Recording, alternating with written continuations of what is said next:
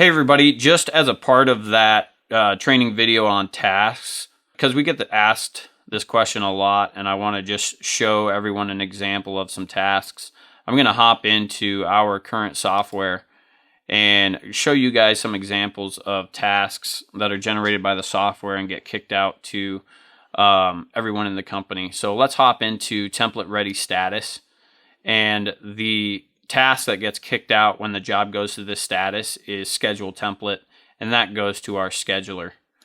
Once that template is scheduled, she will move that job into the template scheduled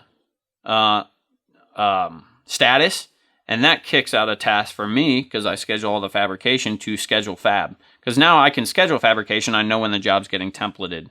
And usually what I'll do, I have it set as same day. So I'll accomplish that task the same day that it gets assigned. You can bump that out usually a day or two. Typically, I schedule the fabrication for about 4 days after template just to make sure any loose ends are picked up after the template's done. Another example is once the job gets moved to template completed, it kicks out a whole host of tasks. So up in the programming office, they get a task to clean up the template and upload a PDF of the template paperwork to the software so that the salespeople can see the actual drawing and confirm square footage.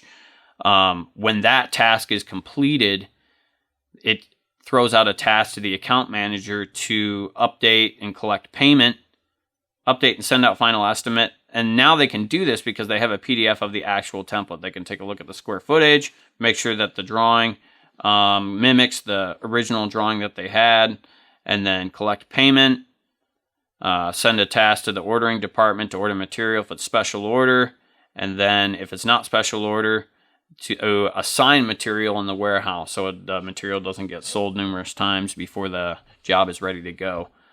So yeah, on this particular status, there's 5 tasks that get kicked out, a lot of them based on when other tasks get completed. Another example, my favorite one actually, is when a job goes to fabrication.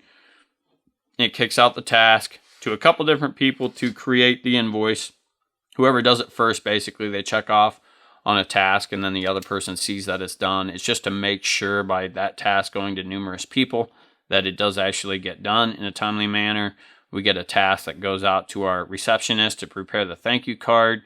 I get a task here, schedule fabrication, mainly just to double check right now that it got scheduled and that I'm happy with the timing. So I've already scheduled fabrication in a previous status, but I just have the software kick me out another task so that I can just double check the dates, make sure we're good to go, and then I check off on the task.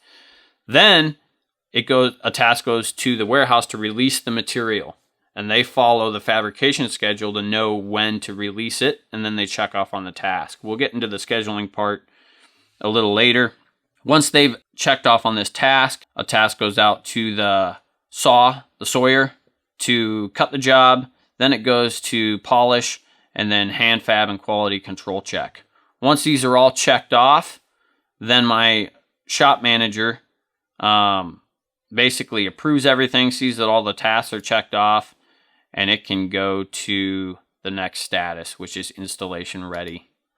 Then Denise, she schedules the installation. Again, kind of a similar deal. Some jobs we schedule installation after the fabrication is complete. Most jobs, though, the installation is scheduled when the template's scheduled. This is just another reminder to her to check that install schedule, make sure it's been scheduled and that she's happy with the time, and then update the spreadsheet. This is just kind of an internal thing. Our shop manager keeps a separate spreadsheet on jobs. That's kind of an internal use. It's an accountability sheet to see how things are going in the shop. It's a good example, though, of depending on your processes and what you like done, create a task for everything. And that way you can determine when it's been done, because you'll see the checked off task, and when it needs to be done. So hopefully that gives everyone kind of an idea of how those tasks work. And again, when the software generates tasks, it shows them up on the home page to each relevant user. So if I sign in as a different person, it's going to show different tasks here. If I sign in as the scheduler, I'm going to see all the scheduling tasks. And then you just go through as these tasks come up. So if I want to schedule fabrication on this job here, I can hop into the job file, schedule it, and then I can check off on that task. I'm gonna uncheck that since I haven't actually scheduled fab for that, but hopefully you get the idea. Awesome, thanks for watching. I'll see you on the next video.